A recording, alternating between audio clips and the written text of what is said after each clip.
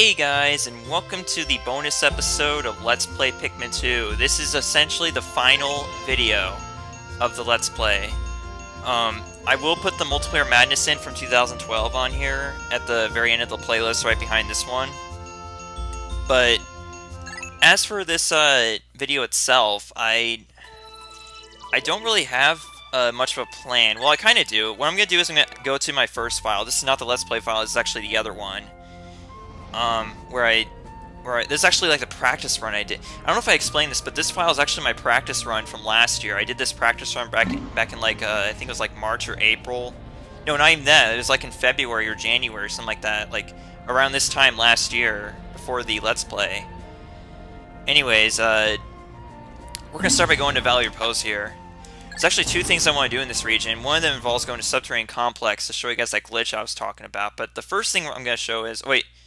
No, that's pretty much it, because there's nothing in...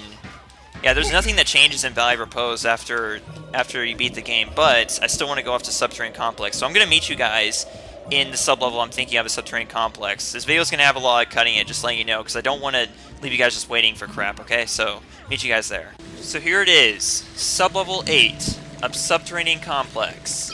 I think you can get this setup on sub-level 4, which is the other rest floor, and possibly sub-level 6, but basically, I'd recommend sub-level 8 is probably the easiest place to get this setup. Basically, you just want to keep on resetting your game until you get a setup that is similar to this, where the hole in the geyser, basically, they'll do some weird stuff with the holes in the geyser, the hole in the geyser on this sub-level. Sometimes they will have it in the middle of a path right here. Like, you're used to having it like at the end of a... like on some dead end or something like that. But no, sometimes they will put it on these weird paths where it's like just straight in the middle of a road. And then sometimes, this is what you want. They will sometimes place the hole or the geyser. It's easier to do this with the geyser, but sometimes they'll have the hole placed like this on a turn. On a 90-degree turn like this. If it is... this is where you'll need to, where you can perform the glitch. Watch this. You can actually have the captains walk straight off out of boundaries and down into the hole.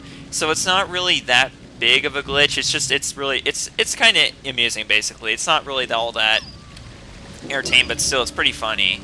Like, you just get Captain Omar continue to commit suicide over and over again. But it's funny, because you can't die. The captains can't die from falling down cliffs. They just respawn. Just like the treasures, they respawn back at base. Or somewhere close to where they fell off, basically. That's what happens. But enemies, yeah, enemies and Pikmin will die instantly when they fall off cliffs. But not captains or treasures. They will just respawn back up here. So, it's kind of amusing. It's a very interesting glitch they can perform if you get the right setup on these...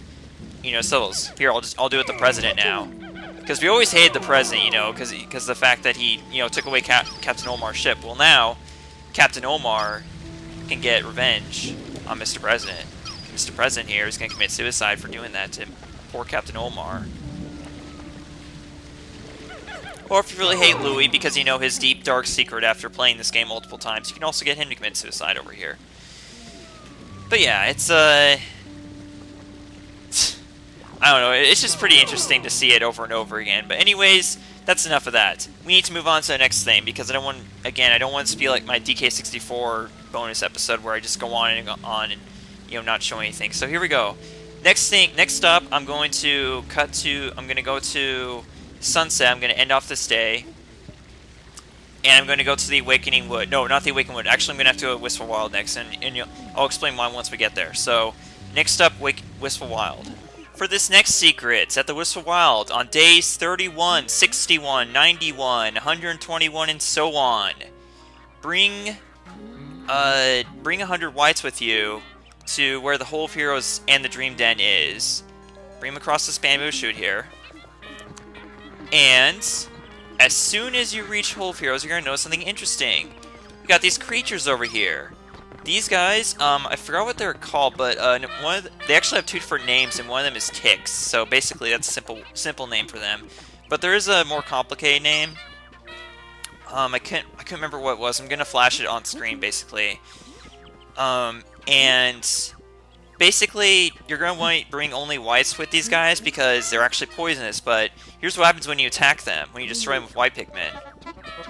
You will get a shit ton of potions and nectar. Yeah, from killing these guys.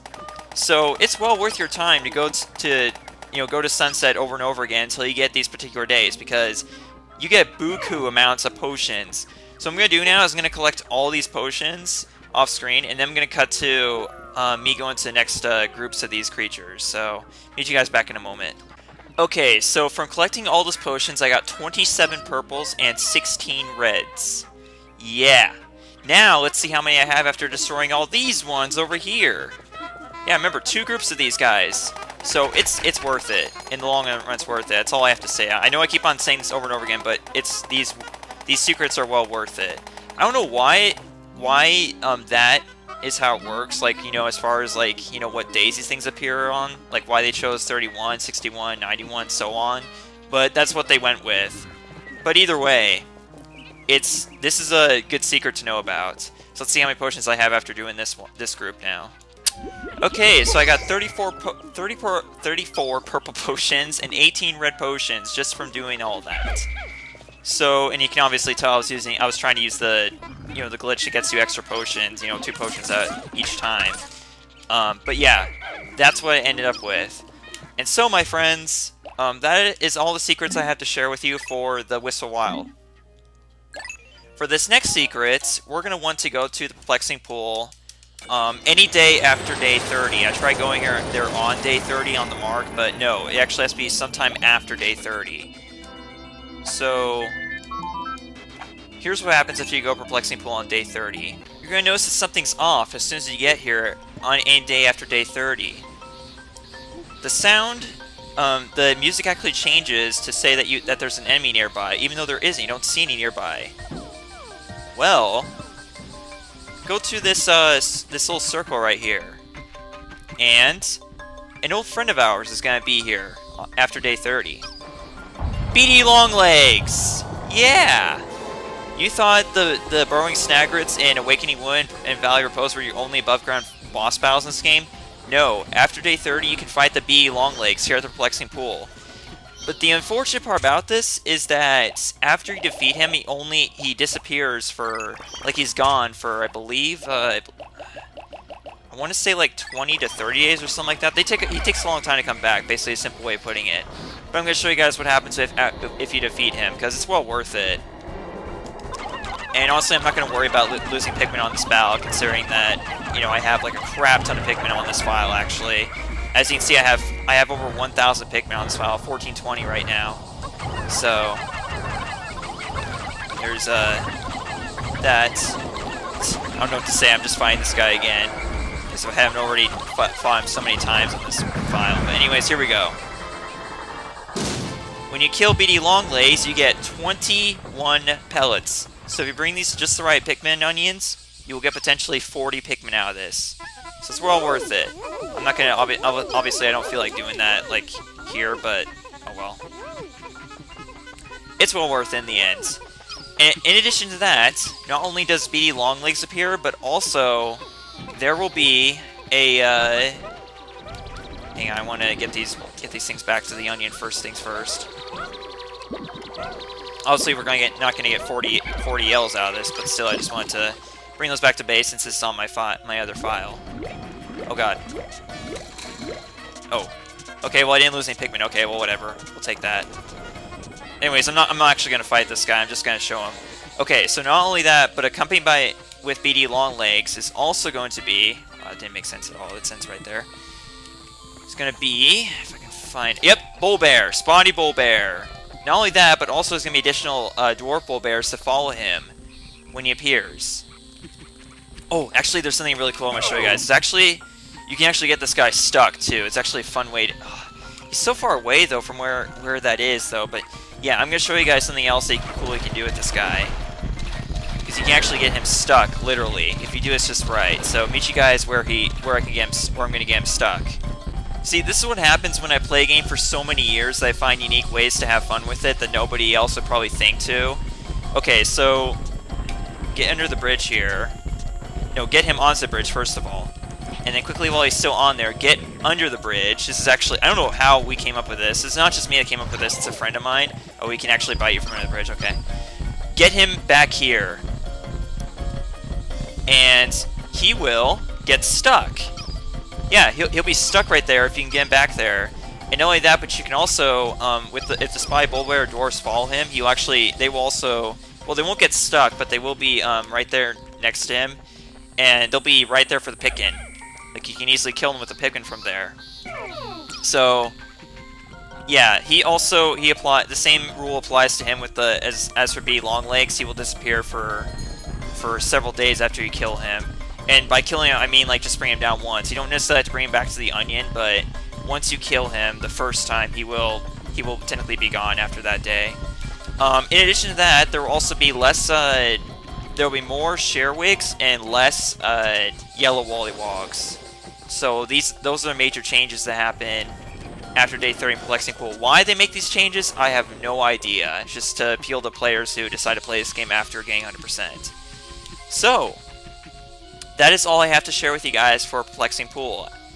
Next up, well, I should say, last but not least, besides Piklopedia and Treasure Hoard, is the Awakening Wood. Let's go there now.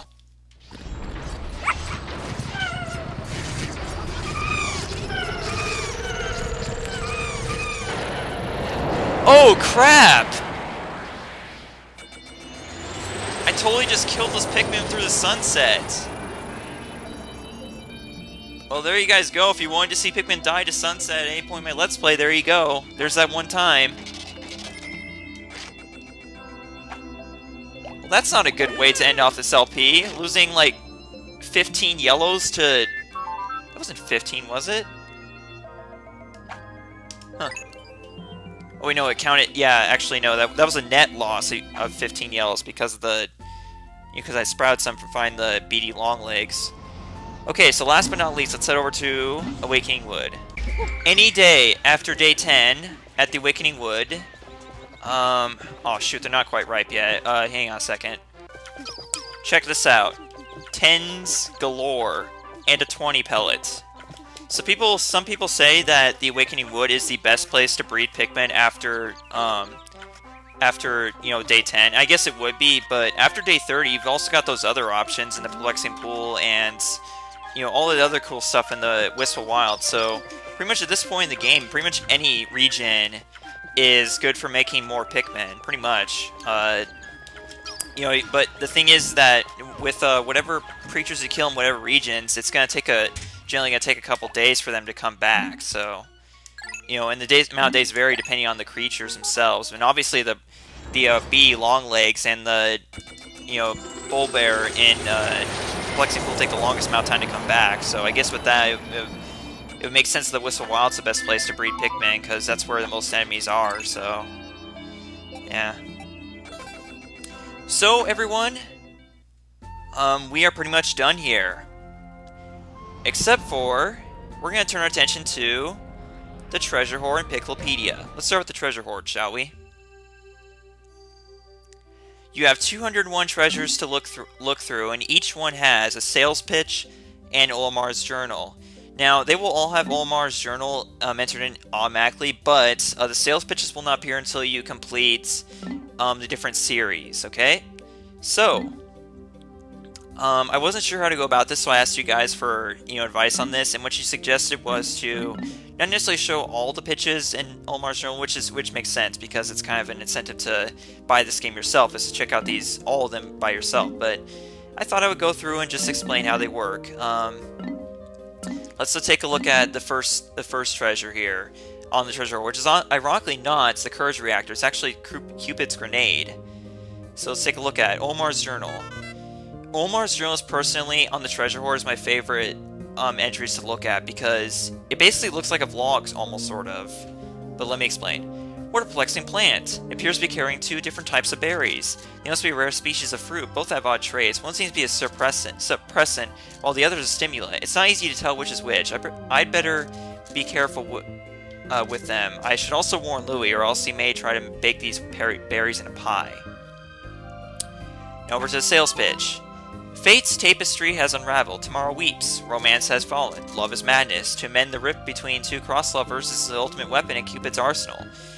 So basically the sales pitch is what it sounds like. It's basically the ship trying to sell all these different treasures here. Like, it comes up with all different ways. Here's the key. It says, this shape, I have encountered it somewhere before. No, I must be mistaken. Yes, I am mistaken. Thoughts like these strike all those who see this cabalistic form. You can feel its immense power. Basically, he just says all different things he possibly could think of to sell these treasures here. And Olmar basically kind of vlogs about them. This item came from the personal treasure hoard of a massive Pikmin devouring spider. The whole cave was crawling with all kinds of fearsome creatures. I decided to name that eerie cave the Citadel of Spiders. The shape cannot stand bugs. Whenever it asks to store a specimen for salvage, it threatens to stage immunity. So here's what's really cool about this. You learn all sorts of different things from Olmar's journal. This is basically the gist of the character development he gets in this game, is through these journal entries. Is that he talks about the game on a personal level, like the events of the game. And one of those things is that he names, like, he actually gives the names of the holes. You wouldn't know that unless you were to read these journal entries. That's what's so fascinating about these, is that you learn different things about Olmar and Louis himself. Sometimes Olmar will talk about Louis a lot, and he also even talks about his boss, like the president, on here, which is kind of interesting because there's one particular entry where he makes a reference to, he hopes that the president doesn't see the journal entry, because he talks like crap about his boss on here, which is kind of funny considering the president actually joins him on the adventure afterwards. Oh, I want to see, I can't remember this. See, I don't remember all these entries, and that's why I can't find the ones I'm thinking of off the top of my head, but let's see. The ship is noisy, but nothing compares to the boss's insane chatter. Blah, blah, blah. It never ends. He could learn a lot from this noiseless and disembodied head. Louis' quiet nature was hard to adjust to, but now I have grown to appreciate the peace and quiet. Okay. The perfect gift in this age of overwhelming information. This mute face cherishes silence. If you value peace and quiet, why not spend some time staring into his face? 1 hour? 2 hours? I am feeling drowsy. Energy saving mode initiated. Yeah, I disagree. This thing's actually more creepy than it is worth, making it quiet necessarily. Well, I guess I don't know. I really don't know. I just think that that Olmar and the ship have the wrong idea looking at that treasure, to be honest. Let's see what else here. I'm trying to come across one that made me think. Oh yes, this is where Olmar will say it's the ultimate drug if it's on like the PAL version of this game, but instead here he says, the ship seems to think this leaf would be a smash hit among naturalist interior designers. I just think it looks and feels like a soft blanket. In the interest of scientific discovery, it's better to give it a test run. That's all he says, just basically calls it a blanket on here, but it's very interesting if you read the PAL version of this journal entry. I don't remember exactly what it was, but I just know that in there it says, this is the ultimate drug, basically. Let's see here. One of these ones is, I think this one he talks about Louis. This dubious morsel doesn't look like it would be very agreeable with my innards. However, I bet Louis would try a bite. His appetite's insatiable, and he's always cooking up tasty meals. I'm glad that on this expedition our ship's reactor can power our life support systems. And definitely, this will give us all the time we need to thoroughly examine all the treasures we recover. I don't care if the president wants us to hurry. I've had enough of his hassling. I think he'll move more slowly just to cause him indigestion. Indigestion. Oh man. I think he's also a good one with this. What a shocking taste. I suppose young people like Louis might find it tasty, but the flavor is too intense for me. And the sales pitch. One bite of this and the surprisingly earthy flavor will send your hiccups packing. Older individuals with a history of heart conditions should devour this with caution. This poisonous mushroom is so malicious, I cannot even bear to look at it. This fatal fungus overflows with venom, and it's perilous indeed. Okay, I don't know how he's trying to sell that one. And of course, King of Bugs, Louis. Louis is back! Somehow he survived a horrific ordeal with a freakishly large weapon-wielding Titan Dweevil, and I entered a hole with an army of ferocious Pikmin, grimly determined to save Louis from the Titan Dweevil, but it seems that he was perfectly fine all along. I can't understand how he managed to avoid being eaten. He's always had an unusually close connection with insects, and I know he loves to cook them. Maybe he wasn't kidnapped at all. Could he have been controlling that beast all along? No, that's craziness. How He does insist now that he addressed him by his proper title, the King of Bugs. Now, see, this is where I said that the game makes the speculation itself that Louis might have been controlling the Titan Dweevil. You know, the fact that he was called King of Bugs is actually an attest to that. Yeah, Monster Pump, let's see. Oh, no, actually, no, I was seeing Flare Cam. I remember this one's pretty funny, too. This scorching mechanism was once used by monsters Titan Dweevil, but the roasting apparatus spews hot jets of flame. I can't keep Louis away from it. He keeps trying to cook sausages and caramelized cream brulee. In the compressed air cylinder of this flamethrower, liquid gas is lit, producing the fire that gives the weapon its name. It is very dangerous, and good kids know not to play with it. In case you wonder, it cannot be used as a substitute for spaceships' rockets, and should never be used to cook sausages. Never. Oh boy. Okay, let's look at one more, shall we? I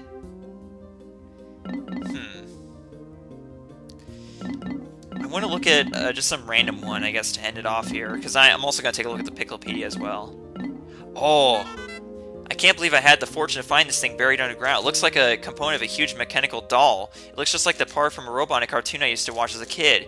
How nostalgic. This futuristic machine makes me feel like I'm traveled back in time. This relic rose directly from the sands of time. Its shape invokes waves of sweet nostalgia. Middle-aged men throughout the universe harken back to the days of their youth and grin. They pass on their tales to the next generation, filling them with adventure and romance. Now that is awesome. So, basically, okay, one more, Doomsday Apparatus. Perplexing mysteries are often solved in unexpected ways. When I was studying this item earlier today, I was astounded at its unbelievable bulk. It was so heavy, I would have never been able to move it without my burly purple Pikmin. Later analysis indicate this thing is in fact some kind of heavy artillery. An apocalyptic weapon made of super heavy gravity-compressed materials of unknown origin. The fact that its great weight makes it uncontrollable is, at times, a mild detriment. So all these different things have 2 entries for each one, and you should definitely buy this game for, if not for this reason alone, just to see all these journal. No, actually, no, that should not be a big reason to buy this game, but big reason is the gameplay alone. And just if you're a big fan of the first Pikmin game, but yeah, the gameplay alone is worth buying this game for. But another thing, if you want to, is just check out all these sweet entries, because this game has... You just don't know what kind of stuff they're going to come up with, honestly, when it comes to these journal entries. Okay, let's take a look at the Piklopedia. This time, instead of sales pitch, you have Louis' notes. Basically, Louis just... Almar will basically tell you how to study these creatures scientifically. Louis will teach you how to eat them. Plump specimens are best bit roasted whole, stuffed with a lime and a slab of bacon. Taste based frequently to ensure magnificently moist hunch.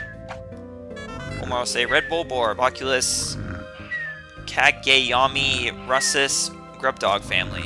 This large organism has the familiar mandibles and cranial morphology of a scrub dog family, as well as the characteristic bulging eyes. As with most grub dogs, the creature's cranium comprises half its total length and girth, showing a scarlet abdomen with white spots. This creature is primarily nocturnal, choosing to prey upon smaller creatures return to their nests. Originally classified as a spy bullboard, further research has reclassified this species as a red bullboard. Subspecies of varied colors have recently been discovered, but academics are divided into 2 rival camps over how to handle their classification. So, yeah, with basically, like here, I don't like Olmar's notes. Well, I shouldn't say I don't like, but I don't know. I just I prefer the Treasure Hoard Olmar's notes over these ones, because here he's just basically like studying them scientifically, like, you know, just saying all the different traits or family relates, like basically just scientific information about the creatures. That's all there is to his notes in the Piklopedia. But yeah, I like to look at his Treasure Hoard entries as vlogs, basically. That's why I like to read them so much.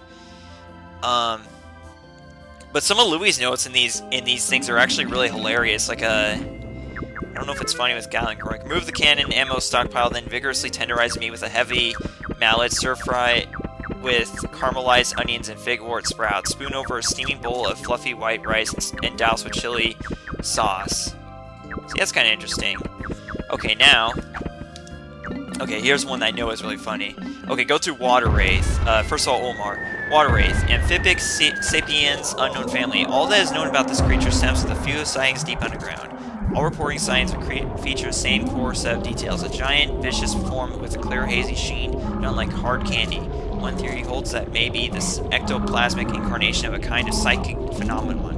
But as is usually the case with such theories, it is very difficult to prove. All witnesses report being suddenly overcome with fear upon sighting the creature, approaching a state of panic and near insanity. In fact, every report contains inordinate amounts of extreme vague details, which has led to suspicious that exhaustion and fear have caused some simple natural phenomenon to be viewed as a living creature. Okay, now take a look at Louis' notes on this one. Inedible, known to cause mass hysteria followed by leg spasms and internal thunderings. Okay, so I guess this one is kind of funny. Oh, giant bread bug. Although cooking this colossal beast yields an amount of meat, every ounce of it is flavorless, only suitable for intergalactic all-you-can-eat buffets. And, okay, I think Mamuta. Inedible, tastes like chicken. See, this is probably one of the funniest entries Louis has on here, so it's just stuff like this that makes it worth going through all of his notes just to look for really funny ones. But yeah, he does say some pretty cool stuff like King Queen came above it. Eating flower leads to spectacular, breathtaking indigestion. Oh boy. Sorry, I just been recording for so long that my throat's I'm starting to feel it, I guess. And here it says inedible and yet strangely delicious. So yeah, just entries like that. I don't know why I managed to come across like all the ones where he says inedible, but that's basically most of them. I think he also does some pretty funny stuff with the greater spot jelly float too. Like a fine cheesy aroma, this fluid floater can be oppressive, but its flavor must be experienced to be believed, although also makes an unforgettable non-dairy spread. Similar taste, texture to gelatinous. A jiggling mass of jelly can be sculptured into all kinds of creature shapes as a bonus. It also doubles professional grade hair gel. It's the perfect cool summer treat. Yeah. So that's basically all the entries I wanted to show here. I know there's other great ones, but as for seeing them, if you want to, I would just recommend just buy the game yourself and check them out. So, but I've gone on for too long here. So this is it, guys. This is the end of my Pikmin 2 Let's Play. This is all I have to say about this game.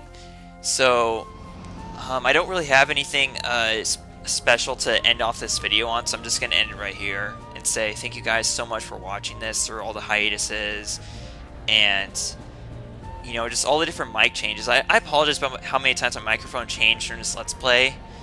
Like, I know I finally stopped that, like, around episode 40 or so, but still, this Let's Play probably has the most microphone changes of any one I've ever done, and it's just so ridiculous to be honest. But I just can't go on any further, y'all. This is all I have to say about this game. This is still one of my favorite games of all time, and you need to check this out. You need to go to anywhere you can possibly find it. I know it's rare and hard to find, but get it if you possibly can. If you ever are lucky enough to come across a copy, get this game because it is totally worth it.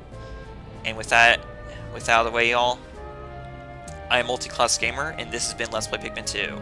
All that is left is the Multiplayer Madness, which is at the end of this playlist. Again, that was recorded back in April 2012, but it's still just fun to watch today as it was then.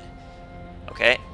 So thank you guys so much, and I will see you guys in my next Let's Play, or whatever you decide to watch next. Thank you. Goodbye.